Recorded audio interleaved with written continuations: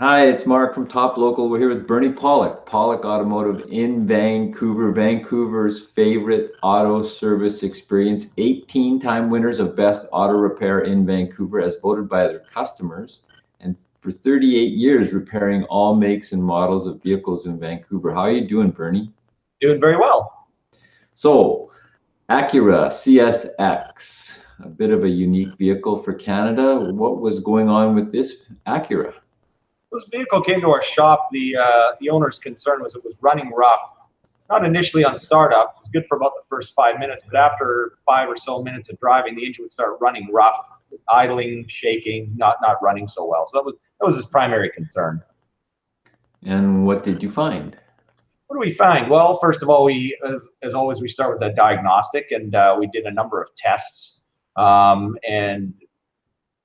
in the end, we found that the valve clearance was too tight. These are actually these engines have adjustable valves. Hondas, most of them have adjustable valves. They've had them for years and years and years. And where a lot of manufacturers have gone to hydraulic lifters, which eliminate the need for valve adjustments, Hondas have never done that. So, anyways, the valves needed adjustment. And how did you know or determine that the valves are too tight? Well, more like a process of elimination. So, in a diagnostic, we look at, some of the things we look at. We would plug a scan tool into the vehicle computer, see if there's any stored trouble codes. In the case of this engine, there was nothing. We visually inspect things, test a number of components. One of them would, like something that caused rough running could be vacuum leaks. We tested for that. There was none. We visually inspected the spark plugs, removed them, and actually the spark plugs looked to be in very good shape. So, from that we surmised, based on experience, that possibly the valves are too tight. Kind of a classic example, like when an engine's cold, there's a certain clearance to the valves, and as it warms up, the metal gets hotter and things tighten up a bit. And that's a kind of a classic way that a valve that might be a little too tight for clearance would show up, because as it heats up, the clearance is less, and then the valve won't seat quite properly. So that's what we surmised.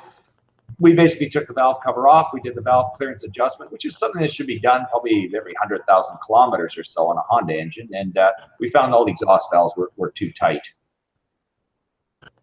Did you find anything else during the service? No, that was basically it. That was entirely it. When we take the valve cover off, of course, we put new gaskets in. And it's actually not a bad idea if a valve cover is leaking on a Honda or any adjustable valve type engine to actually do a valve adjustment at that time if it hasn't been done, within 100,000 kilometers. I'll just share a couple of photos while we're here. There's an example of a 2007 CSX. The vehicle we worked on was an 06. I've got a photo here of an 07 model, so that's the car.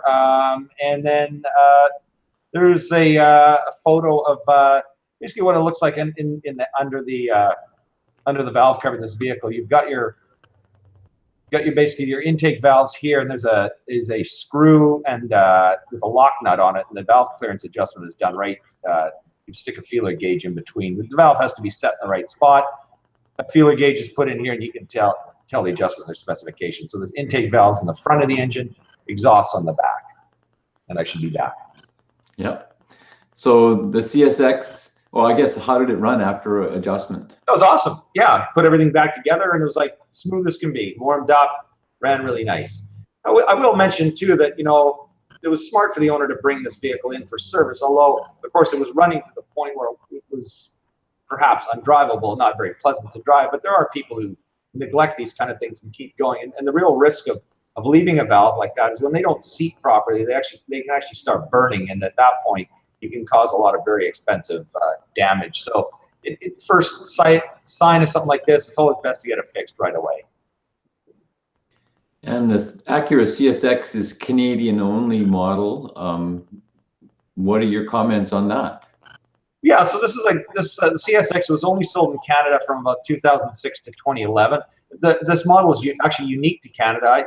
A lot of vehicles, they tend to, they build them for somewhere else in the world, but actually this vehicle is actually built in Canada. It's unique, somewhat similar to a Civic SI model in terms of the drivetrain, but it actually a unique to Canada only model built in Canada, which is kind of unusual. I'm not really sure why Acura do that, but it is their entry level model, so maybe they're just looking for a way to, you know, sell a cheaper product to get people interested in Acura, and it's a nice car for sure. And how are these cars for reliability? They're quite good. You know, we don't see a lot of them because they're not the most common cars on the road, and you know, some of them we do see that, you know, we've had a few worn out wheel bearings and, you know, things that aren't, I guess, that abnormal, but, you know, worn out wheel bearings, a few, you know, valve adjustment issues like this, but other than that, they're quite good. It's a Honda product. They're not perfect, but pretty darn good, pretty close to it. So there you go. There's some service work on a 2006 Acura. If you have an Acura that needs some service work, or your valves are a little bit tight and you haven't had them serviced regularly recently in the last 100,000 kilometers, the guys that see in Vancouver are Pawlik Automotive. You can reach them at 604-327-7112 to book your appointment. You have to book ahead. They're busy. Or check out their website, pawlikautomotive.com. There's tons of information and videos on there, or our YouTube channel. 4+ years of videos every week talking about cars and how to repair them. Thanks, Bernie.